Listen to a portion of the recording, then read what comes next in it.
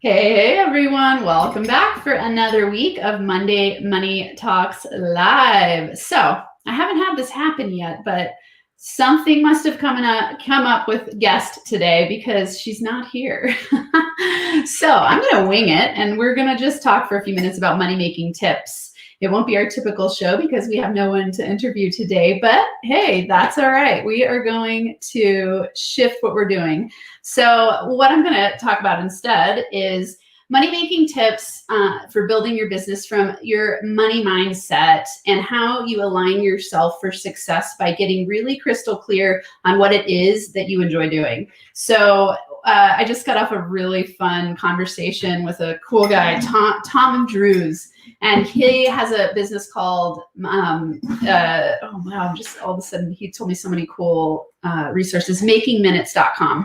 And we were talking about time and productivity and how that blends with money, and how one of the number one things that people ask me about in helping them in terms of business consulting is how to make more money. And why do we want to make more money? We want to make more money because we want time freedom. Ultimately, life is pretty short, potentially, right? We only get this one life in this body and then who knows what happens after that. And money gives you freedom, right? And time freedom is something that we're all really looking for because we want to spend our life energy doing exactly what we love. The cool thing about the interactive effect of this is that money and time are so interrelated, because when we spend our free time doing exactly what we love to do, and we have joy being brought into that element every single day, we make more money because we become more magnetic.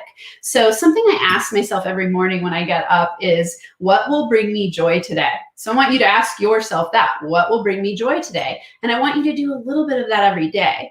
There is a really interesting phenomenon I've noticed with a lot of entrepreneurs is that they're really pushers. Like, they push hard and they work hard and they have a hard time relaxing sometimes. And there's this constant money mindset stress where they're worried and they're sitting in a space of fear and doubt and uncertainty, right?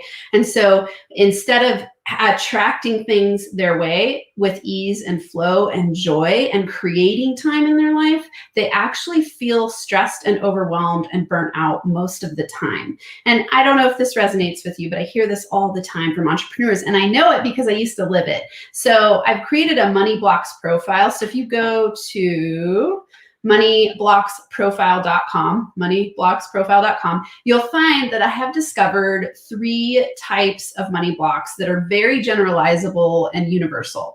And what I've done is, some of you know I have a sociology background and a research background. And so I always like to look for patterns in what's going on in the way that entrepreneurs are showing up. So, my company's name is NFA Money, and I love to help people make more money doing what they love and be aligned in that way. And one of the things that prevents us from doing that is our money blocks. And in the research of working with countless entrepreneurs all across the world, I have found that there are 3 overarching themes that we experience when we are blocked in our money flow. Now, you're going to know you're blocked in your money flow if you are feeling things like anxiety and stress around money. And it might not be that it's not because you have enough money coming in. It might be that you feel worried you're going to lose it, or that the economy is going to change, or that somehow your business is flowing and then all of a sudden it's going to stop. So you might have a lot of different things running in your money story. And I call it your money operating system. So in the background of your operating system, you have been downloaded with money beliefs across your life course. This started when we were kids. And it's the way that we form our thinking about the world and our thinking about money and our feelings and our thoughts around money. And then what happens is you replicate that across your life course because you have this belief system that's unconsciously attracting things your way to prove that what you believe is true, whether it's conscious or unconscious. So you all know my term competing commitments. When your conscious and unconscious are battling against each other, your unconscious is always going to win because it's 95% of you. And so when you have a belief, the 3 that I've come up with that are, I'm so excited for this money blocks profile because I can see people really categorized into these 3. And when people are talking to me, they're like, you nailed it. This is exactly how I experience my block with money. So money is bad, money is scarce, or money causes stress. And then there's a whole bunch of thoughts that are the underlying makeup of that belief system. So let's talk about this for a minute. What happens when you have a money block? Well, and first, let's see here. I created this don't know if you'll be able to see this. Will it work? Okay, so money blocks, unconscious and conflicting thoughts and feelings about money that prevent you from creating your desired level of financial success. Okay, so unconscious and conflicting thoughts and feelings about money that prevent you from creating your desired level of financial success. It doesn't matter if you're making $5 an hour or $5 million an hour, you can have money blocks because you might feel bad about the amount of money you're making. You might be worried about money. You might not have the amount of money that you want. You might feel guilt and shame around how you earned the money. You might feel, I call it wealth shame, when someone might have a lot of money, but they kind of hide it because they're worried about outshining other people, or they worry that other people won't like them. If you have a money is bad block, you're going to think money is, you might have been raised in this belief system, money is the root of all evil, or that it's not spiritual to be wealthy. Or maybe it's that you think if I have too much money, other people will have to suffer. And so I help you reframe your thinking when you take the money blocks profile so that you can start to understand how your specific blocks at the current moment are shaping your money reality. And why, when I say at the current moment, this is because you will change your money blocks throughout your life, of course, and they never go away completely. So for example, you might have grown up, for me, I grew up in a big way thinking money is bad. And it's like I grew up as a fundamentalist Christian. And in that way, there was a lot of talk around money being the root of all evil. Then as I went into sociology, I actually got another layer of the money is bad block, because in a lot of ways, we pit the macro system of oppression on capitalism, and it gave me this idea and reinforced the idea that it's not great to have a lot of money, because wealthy people are the oppressors of the universe in a lot of ways. So I started to shift my belief system to, money creates freedom. Money gives you opportunity to create impact. Money is a great force for good, and it's just the greatest amplifier of who we are. If you have a money block let's say this. If you are a person who is a very generous, kind person, and you love what you do and you want to impact the world and you get more money, you're just going to do more of that. If you are a greedy jerk and you don't enjoy helping and serving the world, you're going to get more money and you're probably just going to be more of a greedy jerk. And that's up to you, right? It's not that money is the thing that does that. Oh my gosh, I read the coolest quote the other day. I want to see if I can find it fast. Oh, actually, it's in this book. I don't know if I marked it down though. I have this. I don't think I'm going to be able to find it fast enough here, but it was really great. So it was in this book, Steve Siebold. So How Rich People Think. Great book if you haven't read it. And he was talking about how saying that money is, money causes the problems and money makes us a certain way is the same as saying that food is what causes us to be fat, right? Like, it doesn't make sense. Money is neutral. Money is there to do with what you want to do with it, and it's the greatest amplifier, and it will give you freedom. Or it can give you freedom if you allow it to.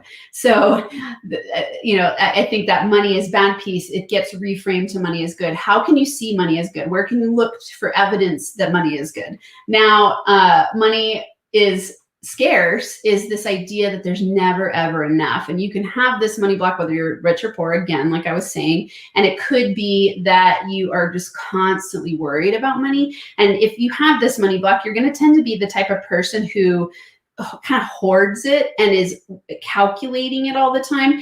Not to say that you don't want to be focused on your money. I mean, I look at my money every single day. I'm in a really connected relationship with my money, but I'm not sitting there doing that because I'm worried about it or I'm feeling scared. So if you have this money block, you're going to tend to not want to invest in your business, not want to invest in yourself, not take care of yourself. You tend to have a either or mentality and not a both and. So it'd be like, oh, money is scarce. I've got to work my butt off, which means that I might not be able to have a relationship because there's not enough time for that. It's a very scarcity thinking mindset.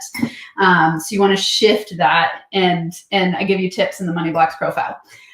Money causes stress. So far, all the people I've had go through the money blocks profile, I'm having most results in these two areas. Money is scarce and money causes stress. So I'm intrigued to see what the results will be. Oh, Bree's coming on. I'm going to finish up this conversation and then we'll invite Brea on. And so yes, money causes stress. So this is going to be you thinking, I've got to work really hard for my money. I've got to, what's going to happen if I want to 10x my money? I got to work 10 times as hard, instead of you realizing that there are ways to create different forms of income, and money can be easy and money can be a fun game. So head on over to the Money Blocks profile, check it out. There's all kinds of awesome resources there. And you will learn not only about your top money block that's operating for you right now that might shift over time or will shift over time, and you will then learn about all three, so that you can always be able to be informed about your unconscious drivers and start to gain clarity and mindfulness around it, so that you can shift. So go take moneyblocksprofile.com, and let me get Brea on, because she is here now. Hey. Hey, sorry, I had some technical difficulties and could not get StreamYard to open. No problem. I thought, well, I'm just going to wing it and see what happens. So here we are. I'm sure you're fantastic at winging it. I apologize, I'm a little bit late. No problem at all. Welcome. It's nice to see you here. Nice to see you too. Yeah. So I was just talking about money blocks and having around my money blocks profile that I just created, and fun stuff. Oh, that sounds awesome. Money blocks are something that I've been working through for the last, 2.5 years, really, when I started to uncover it, and like working through them makes such a difference. Oh yeah. Yeah. Share with what did you discover some of your money blocks? So I discovered that I thought you had to work really hard to make money, because my dad was self-employed and he was a logger and construction worker. So he worked long, we're talking like 4 a.m. to 11 p.m. Yeah. Long hours. And, we'd take him lunch. And like, as a kid, it was the coolest thing, because I got to drive bulldozers. Totally. But, I grew up thinking, it has to be hard. Yeah. Yes. And it doesn't have to be hard. It also doesn't have to be really stressful. Another thing was, if I'm charging these higher ticket prices, then my clients are going to expect so much more of me. Mm-hmm. And that's just not the truth. Yeah. And so getting, working around that was really, really interesting. And then I have some, money trauma from a divorce and some other things that I'm working on healing, because my ex spent the money faster than we made it. And, you don't realize how much that kind of stuff ingrains itself in you. Yeah, absolutely. Until you really look at it and go, oh. Yeah. Well, it's so interesting what you're saying, because you end up playing it out over your life course to figure out how to wake up and shift. Yep. So it's like you'll have a money block that you get in your childhood that seems, like you're saying, it's like when you watch your dad work really hard, that's an ideal that a lot of people get embedded in their mind. They're like, it's good to be a hard worker, right? And we almost feel guilty relaxing sometimes. Yes. And that was exactly, my husband's like, why can't you sit still? And I'm like, I don't know. I'm literally like freaking out, because in my head, I'm like, I have this and this and this and this and this. Yeah. And then I forced myself to leave my computer home, and we took a family road trip for a week. And I told all my clients, I'm like, I'm bringing my tablet. I have my phone. I got all this. You want to know how many of them actually called me? Not a single one. Yeah. Nobody cared. It was completely fine. Nothing bad happened. I had prepared, but I spent literally 8 years not taking a day off, not taking a vacation. Wow. Working my tail off, working weekends, nights. Yeah. Thinking that, the hustle mentality is where it's at. And it's just been the last couple of years where I've set up boundaries and said, I'm not doing this anymore. Yeah. My weekend is my weekend. If you choose to message me on my weekend, that's fantastic. Good for you for working hard in your business. I will get back to you on Monday. Yeah. Yes. I so share this. I think that the entrepreneurial mindset can be one of that, that hustle mentality where like you feel like you need to work all the time, especially depending on what phase you're at in the process of building your business. If you're in the very beginning stages, I do think that you're going to end up working more than in later stages of your business as you've figured things out, because there's some learning curve there. But it's, when you get rid of that mentality, the interesting thing is your energetic alignment around thinking you need to work hard makes it to be true. So it's like the law of expectation, right? If you expect that you're going to have to work hard, you're going to create a world where you have to work hard to make money. Yeah. So instead of shifting that belief system into, one of my favorite mantras is, the less I work, the more I make. And I have not heard. So fun. Down, because that's a good one. It's been aligning my life so beautifully in 2021. And I just feel like it's amazing to watch my business grow and my income grow and my freedom of time grow. So it's like I actually every year make more money doing less work. And when I say work, I think this is interesting because I'm also, I help people step into their zone of genius. And it's not like all of a sudden you're just not working because you hate what you're doing and you don't want to work. It's more like this playfulness around the money-making game instead of feeling like it's drudgerous hustle and you don't know how to relax. Like, for me, it's always about let's get energetically aligned to relax. And so, yeah, I use that mantra all the time. I love that. The less I work, the more I make. I love that. One of my favorite mantras is it's possible now. Oh, that's a good one. It's just one of those, I can't claim it. I don't remember who said it first, but I heard it and it resonated because I think that when we play in that money is hard to make, we have to work really, really hard. We have to work long hours, space. The possibility of making more feels really, really far away. Yes. And so having that, like, it is possible now is a really important mantra. I actually have it written on my bathroom mirror so that every single morning I see it. My husband's like, what is that? I'm like, don't worry about it. It doesn't involve you. I got it covered. That's awesome. I love it. But yeah. Okay. I'm so happy you're here. I want to hear because you have the coolest copy and I share with the world, so Monday Money Talks are about helping entrepreneurs make more money in their business using mindset and manifestation marketing, different skills. And so I know that you've been, I don't remember how long you've been in business, but I invite people on who are successfully doing what they love to do. So will you share a little bit about how you've been in business and then also, your connection between what you do and how it helps people make money? Absolutely. So I've been in business for 11 years. I am a copywriter and marketing consultant.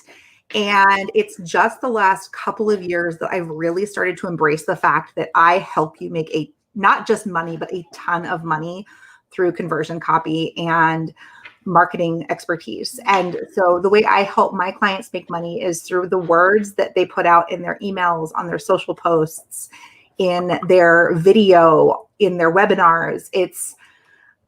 We are, as human beings, we need to hear things more than once. We need to see things more than once. And so it's understanding the repetition, understanding the need for, talking about the benefits and talking about the features and how you interplay that with story. And I think that a lot of people are afraid to dive into really telling us the story behind their business and the story behind their brand because they're like, oh, it's boring, or, oh, nobody cares, or, oh, I don't have as good of a story as someone else. And so we avoid it. And we're actually leaving money on the table because if you told your story, people would get behind you far more than they are right now, because then they can cheer you on and they can get excited for where you've been and where you're going. And so I help pull that out for them. I love that. I think it's so fascinating that you said that because I was thinking, is it that they don't, when you said they are potentially comparing themselves to other people and that their story might not be as good, do you feel like that there's always some gems and nuggets in everybody's story and that it's just about the way you craft it? My story is that I worked at a law firm. I was getting ready to go to law school, realized I didn't want to be a lawyer, and I got pregnant and decided I couldn't keep working at the law firm because the stress level was just way too high for me. And I wanted to be in charge of what happened next. And so I started checking people's email. That was my very first gig online. And I said yes to the first gig and I kept saying yes.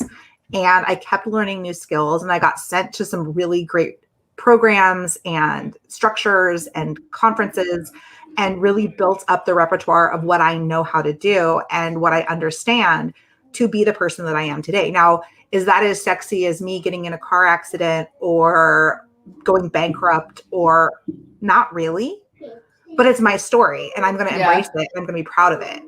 And I think that telling more of the normal story can help normalize the fact that not every entrepreneur has a huge tragedy that catapults them into entrepreneurship. You don't have to wait until the bridge breaks underneath you to step into it. And it also says that, I'm a normal human just like you.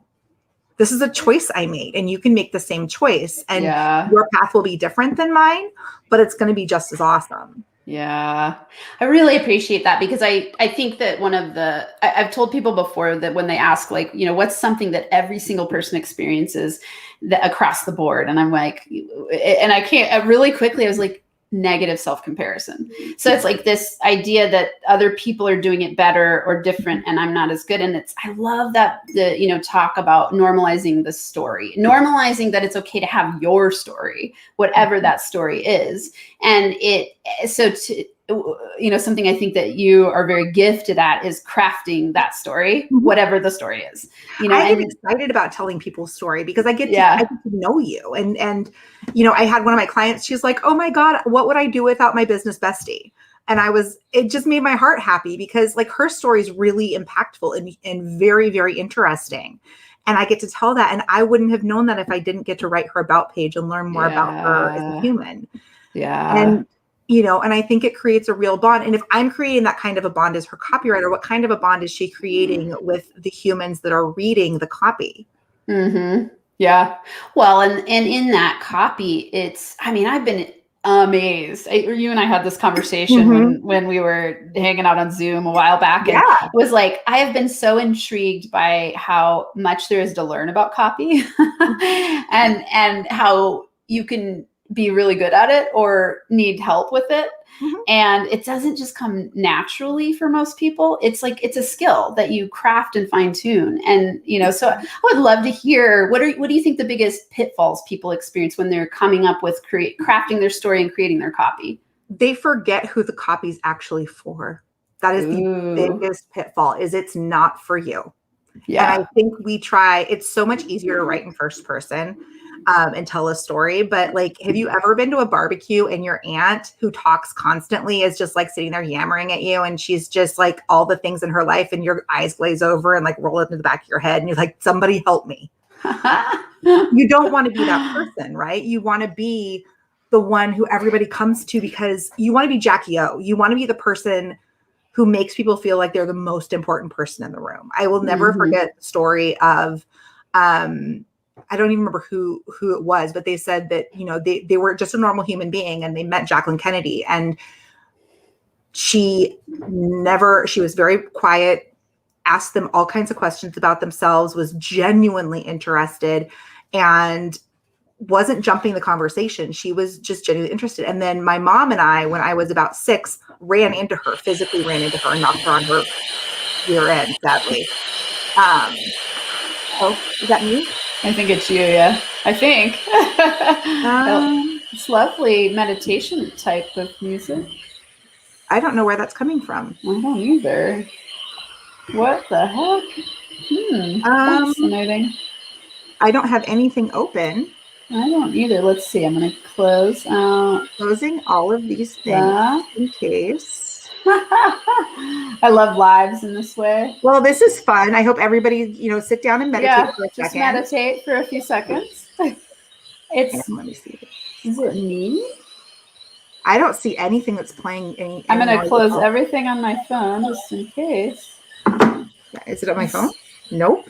I think it's my phone, but I don't understand where or why it's happening. Could it be an alarm? I don't know. Fascinating. My phone's on airplane mode too, so that's very odd. It sounds like my meditation app. Is it? Which meditation app do you use? Weird. That was kind of cool because my phone's on airplane mode. I use Calm. I love Calm. And you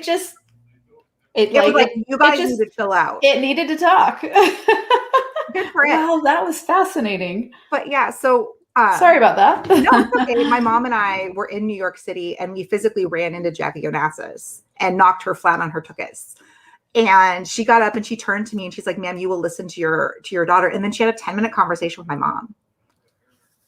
Wow. And it was like seeing that she was so elegant experience together. And it made such an impression on me that I want everyone to feel like they're the only person that's reading, even though we know the email's going out to thousands of people, I want the people that read it to feel like it's for them. So all the way back to my tip of remember who you're writing for. And if writing in first person is easier for you, do it, but then go back and change all of the I's to U's. Mm-hmm. And reread it and see if it still makes sense. Because if you can do that, then you're going to have a much easier time converting leads into actual clients. Yeah. Because we all just want to be heard and seen. Yeah. Well, this makes me think of how important it is to make sure you know who it is you're talking to. Mm-hmm. Like mastering your avatar is huge. And yeah, understanding that your avatar is just a piece of paper that you need to go out and talk to real human beings and do market research is something that I think we've been able to skate by for a long time. And because the marketplace is getting saturated is the wrong word. There are more and more people out there who are building a business online. So it's not that there's more competition, it's that there's more noise. Mm-hmm. So in order to stand out, you need to talk to the human beings who are actually engaging with your content and figure out what they want so you can do more of it. Yeah. What would you recommend? Because people at different stages of the business building game, like, you know, if you're newer and you kind of got to dip your toes in and go like, who am I talking to? I'm not sure. So what do you recommend for people in that mode where they're just kind of starting to learn who it is who their client avatar is?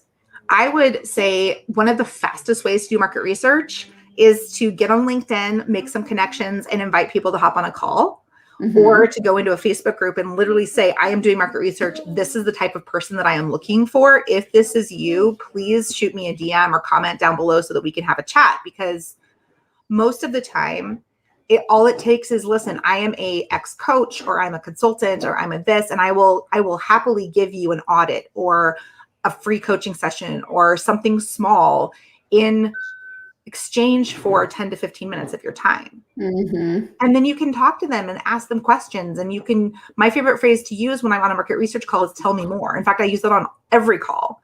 Yeah. You know, that's really interesting. Tell me more, because the more you get people talking about themselves, the more they're going to reveal as is the actual nature of their issue or their problem or their stress. Yeah. Versus like the initial, right when people tell you, oh, well, this is stressing me out. That's not really what's stressing them out. Yeah. That's the surface level. Yeah. You got to go 10 layers deep. Yeah. Right. Nobody's going to say, oh my gosh, my toddler, like I can't handle life because all of these things are happening. But if you help them down the rabbit hole, they will. Yeah. They'll be like, if you're a coach for moms, that's the answer you want, not the surface. Well, being a mom is really a great thing. I love it. Yeah. Yeah. Being a mom is fantastic, but sometimes it sucks. Yeah. Yeah. Well, and you want to get to those pain points because that's what you're speaking to, really. Yeah. It's helping. It's a fascinating process to do market research because it helps you uncover the things that are not so conscious and in the spotlight for them. But then that's what is really going to attract them to your business. Exactly. And you do need to know the different levels. I think it is a huge mistake when people look at the surface level of things and don't dive deeper. Yeah. And I also think it's a mistake when they go immediately to the deep, impactful, this is what's really wrong, and they don't address the surface level pain, because we oftentimes are not selling the solution they want. We're selling the solution that they need. And so we need to figure out how to make the two match. And that's where conversion copy comes in, because the goal is to get people from what they want over to, okay, you want that, but in order to get that thing, you actually need X, Y, and Z first. Yeah. Yeah. But they're not going to pull out the wallet for X, Y, or Z. They're going to pull out their wallet for the thing that they actually want. Yeah. Yeah. So it's learning how to balance that. Yeah. Do you mostly do email conversion copy, or you do like website revamp, posts, like everything, or I do a little bit of everything. My favorite thing to do is sales pages and sales emails, because they are true conversion copy, but I have a blast writing about pages. Okay. Because it's something that's hard. It's hard for people to brag about themselves. So writing your homepage and your about page is one of my favorite things, because I get to brag about you. And it takes you out of the equation. And, a lot of times they'll get it back and be like, I didn't do that. I'm like, yes, you did. And I'm like, you sent me over all of this really cool stuff that you did. I can't say that. Yes, you can. Yeah. It's right there. It's said. Yeah. That's it's getting somebody else's eyeballs on you that doesn't have any ties or restrictions. Yeah. Do you, something I'm noticing trend wise is people are going less and less to your website and going more and more to like a conversion page, a landing page of some sort. So then I would imagine like that About Me page it's almost steps down the process when they've gotten some buy-in to you and they're like, ooh, I like you and I want to know more about you. Except your homepage and your About page are the two most viewed pages on your website because people want to verify you are who you say you are. So they'll see you or hear you or read a sales page or a landing page, and then they're going to go Google.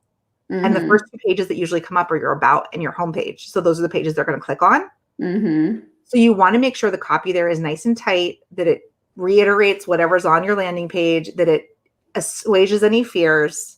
That you have your accolades there, you have your call outs, that you have a link to testimonials, you have all of the different things. You make it easy for people to navigate because then they'll go back to the landing page and purchase. Yeah. It's really interesting. So it all matters. It's all important. It all matters. Yeah. Yeah. It's like part of the overarching story of you and picture of you. Yeah. Because if I've never met you before and you want me to pay $1,700 for a course, like I'm going to do some research and see if you really are as good as you say you are. Yeah. Yeah. That's fascinating.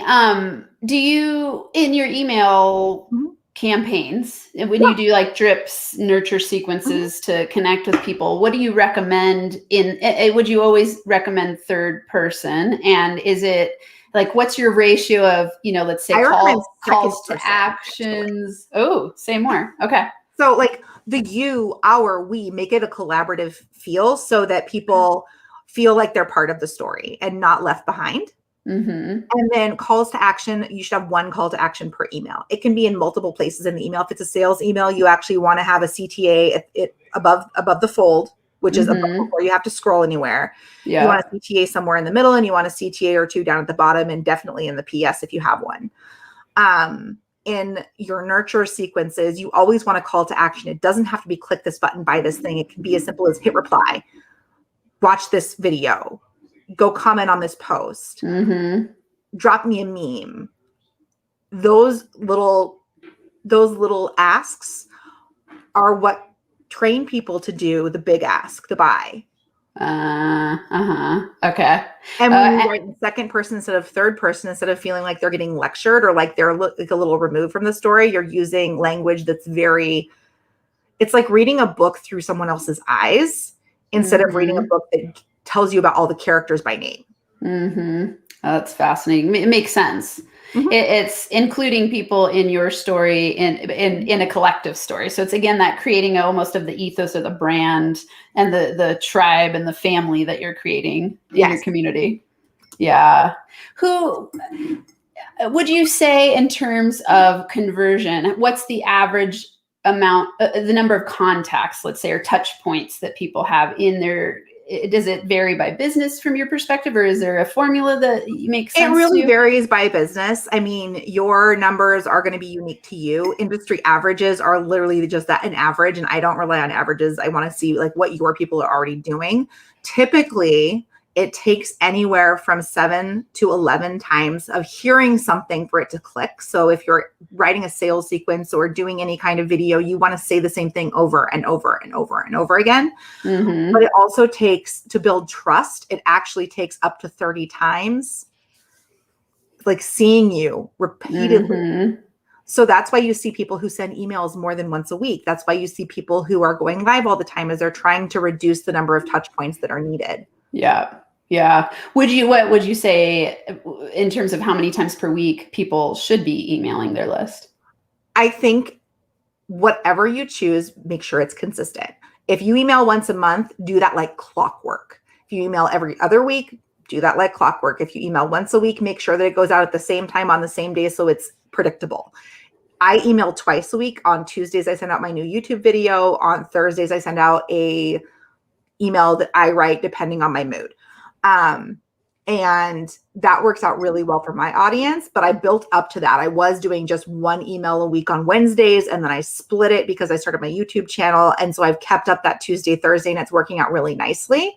And I'm not seeing a drop in open rates like I did initially. Initially, people didn't know where to find me. So my open rates dropped pretty drastically, and they've built themselves back up.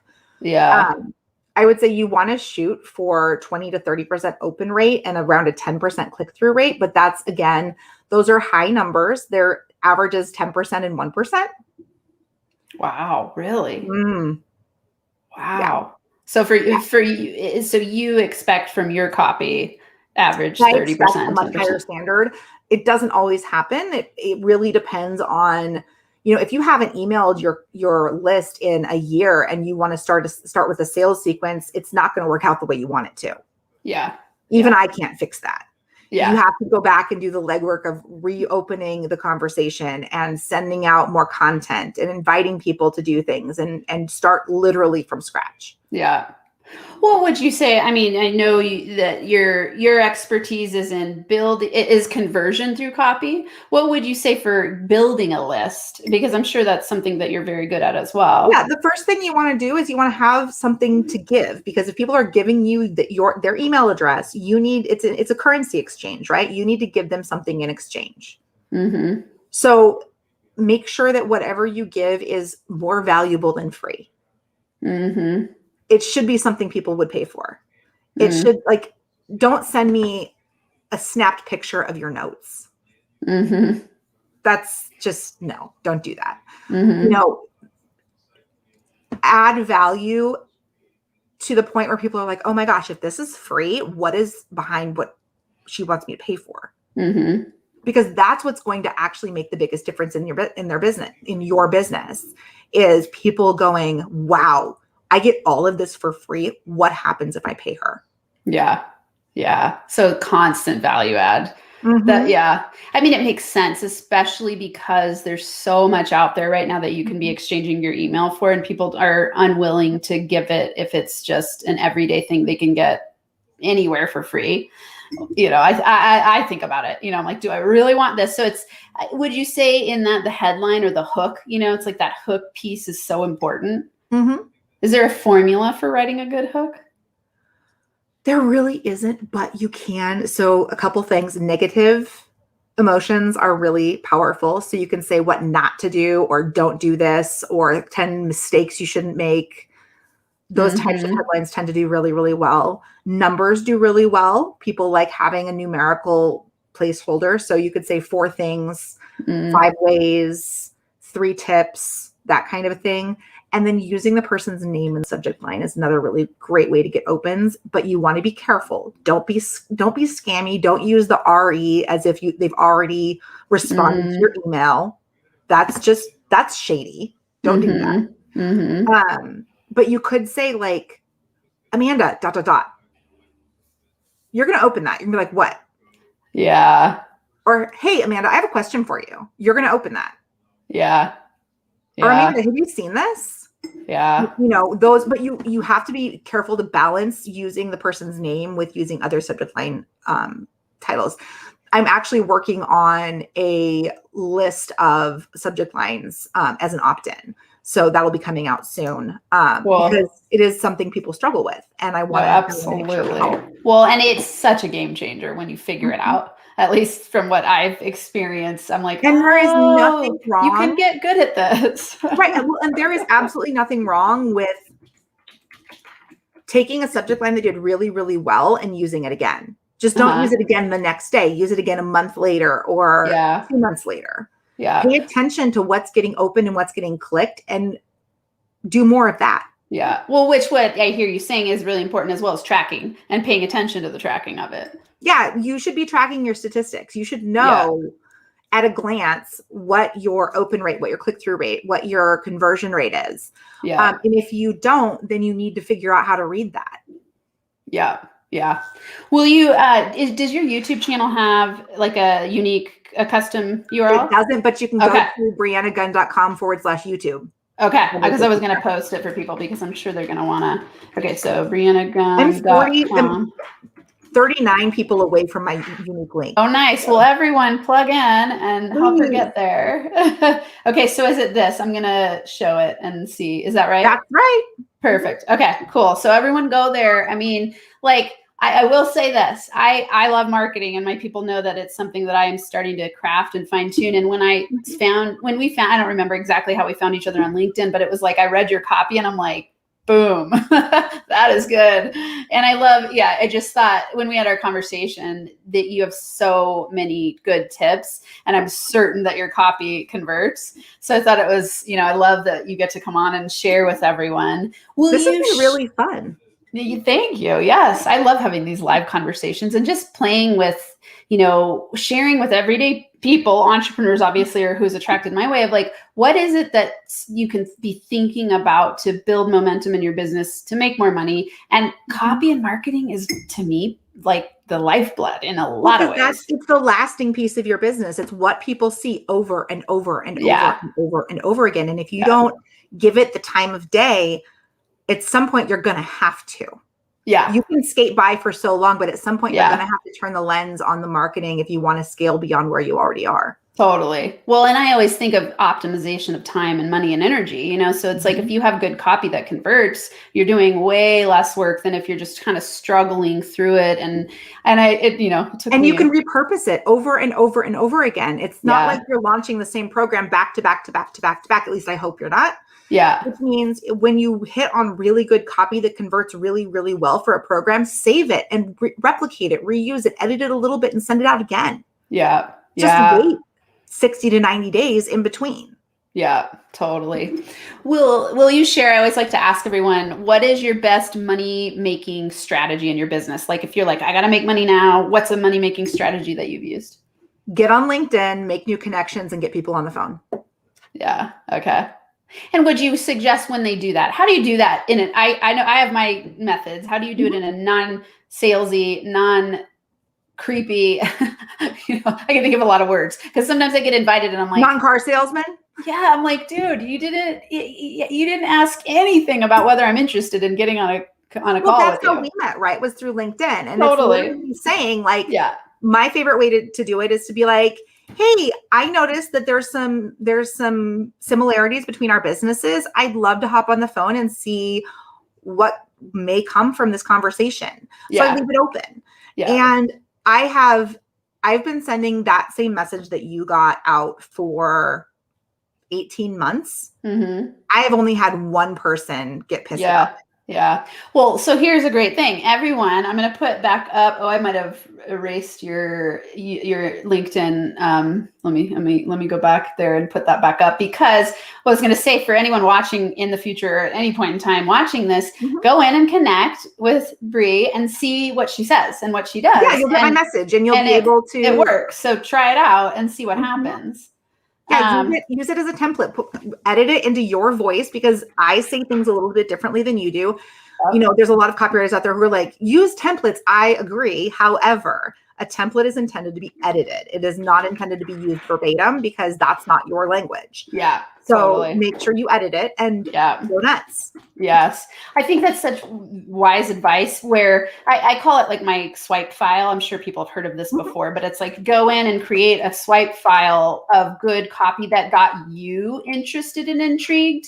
And then you can use that in your modified voice. And so it's like, I have this ongoing swipe file that I put in my Evernote, and I use it all the time. And it's great, and it's like, oh, this works. So there's Brea's LinkedIn profile. And so check it out, connect with her, and then see what happens, and see how she asks to connect with you, and see what it's like that you could do in that process. I've had, since COVID started, I've had, I don't know, at this point, probably 125 LinkedIn meetings, and I've made the coolest connections. It's like people for lives. I've gotten invited to speak on things, clients, networking, and just amazing. And you never know where it's going to go. For me, I always think about, it's like the art of good copy. The art of those meetings is like, let's lean into it as, how can we create win-wins and get to know each other and build relationships?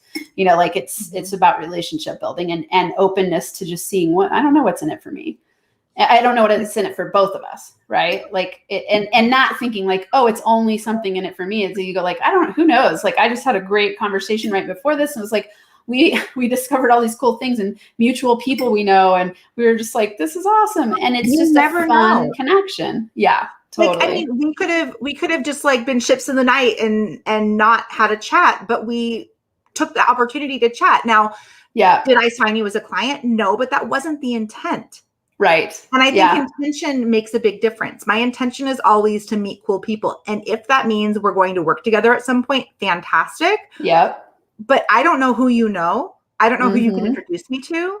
Yeah. I don't know, and so being open to new opportunities, I think, is key. And so if you're going to use outreach as a way to get business, be open to those conversations, even if you're afraid they're going to be a little bit of a time suck, because if you're struggling for business, you should be pounding the pavement. Yeah. Oh, and talking. I mean, it's the fastest way to grow your business is having conversations, as many as you possibly can every single day. If you're newer and you don't have enough leads coming in, you got to get out there and start talking to people. Yeah. It's one of the most powerful things you can do. And then, I think consistency in your marketing outreach is really, really important, which is what you help people with. So, okay. Thank you so much. I've gone over because I know we started a little bit late. No, it's fine. I appreciate your time. Thank you for letting us go a little bit over. Totally. Will you share with everyone? I mean, I've been putting stuff up. Do you have anything that you want to share? Like you said, you had something, you haven't created it yet, the headline. I haven't created the headline just yet. If they want to get on the email list so that they get it as soon as it's available, they can go to breannagunn.com/5-day challenge. Okay. And that is my Get Clients Now challenge. It literally walks you through a 5-step, like how I get my clients on LinkedIn. Let's do market research. Let's dive in. Okay. Is it the number 5? Yes. Number 5-day challenge. 5-day challenge. Okay. So we'll show that across there. Is that right? Is that correct? Right. Perfect. Okay. And so if they go there, they can get on my list. They can take my challenge, which if they're struggling to get clients is a great thing to start with. And I will be sending out the list of headlines to my list as soon as it's available. So nice. I'm sure that'll be incredible because it's like to get people to open it's the headline. So yeah, it's all the time. The headline and then also the preview line. So if you're not putting a preview line in, make sure you start doing that. Yes. Awesome. Thank you so much. It was great to have you here. I appreciate you. Absolutely. Thank you everyone for being here and listening and watching. You all know I'll be back again next week and with more money making tips. Don't forget also, as I was talking about before Brea got on, to go to moneyblocksprofile.com to get your Money Blocks profile. I'm super excited about this new quest and adventure where I get to help you understand what's invisibly holding you back in your money world. And you will learn, as Brea was saying, I was like, this is cool because I created such a high value report. Like you take 5 minutes, you take this quiz. So far, people are getting a lot out of it. And I give you an 8-page profile and information on how to start shifting. And then it gives you access to a masterclass that's 20 minutes where you learn about all 3 of your of the money blocks that you're going to experience throughout your life course. So really, really high value. So go to moneyblocksprofile.com and unblock your money flow. Until next week, money making high fives. Bye, everyone. Bye.